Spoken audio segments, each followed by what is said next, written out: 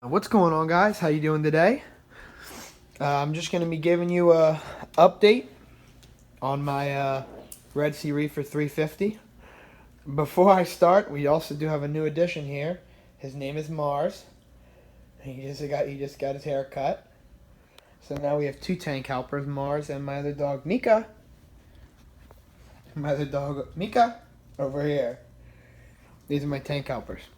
Okay, so a few things have happened with my tank in the past week and a half, almost 2 weeks now. So I had a really big problem. I had a really like a algae diatom bloom. As you can see, most of the rock is getting pretty brown. I know I don't have my lens today, but most of the rock's getting pretty brown and looking like it's aging well. Not too much algae. Most of the little pieces of string algae that you might be able to see up there on the rock, see just little bits of that. My tang has been eating off almost instantly, so it's pretty nice. And him and the shrimp are kind of taking care of that extra food. I have got some new corals. Specifically, I got this big unnamed acro. It's got a lot of branches on it. A little bit of death at the bottom is being stung by an acan. But it's definitely a really nice piece. I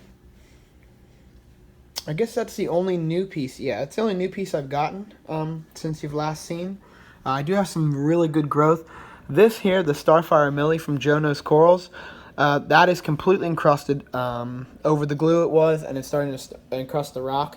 In fact, in the back, it's starting to, right at the bottom, it's starting to encrust a little harder. So it's really starting to perk up.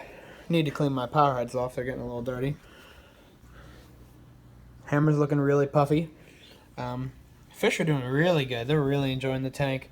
I was having a little bit of an issue that I noticed with the temperature during the day. Now these lights are phenomenal. They get really, really hot.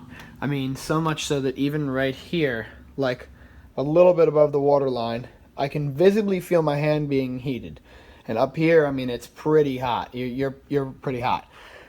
So with these hot lights, my tank at peak for about 2 hours was reaching around 82.3, I think it was saying. So for 2 hours it was pretty hot in there, and I didn't really think it was an issue, but just to err a little more on the safer side, I believe that acros do a little bit better in a little colder water, not quite 80 degrees. That's a little warm. I run my tank around 79 degrees, 78.9 to 79. It fluctuates, obviously, that little incremental amount.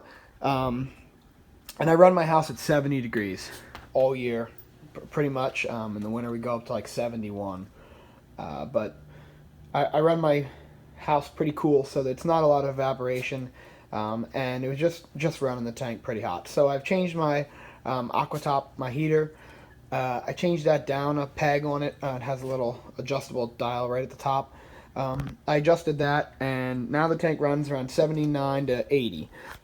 Excuse me, during those 2 peak hours, which I'm perfectly fine with. You know, when it's the peak of the day, the ocean can get up to 82 degrees. So I'm very okay with that. I'm perfectly fine with that. I don't really find a problem. Plus, it is the summer right now, so in the winter, it will be a little bit of a relief for them. So yeah, that's one of the main things I've been doing with the tank, just working with adjusting the temperature, and I've been checking salinity. My salinity is right around 1.025.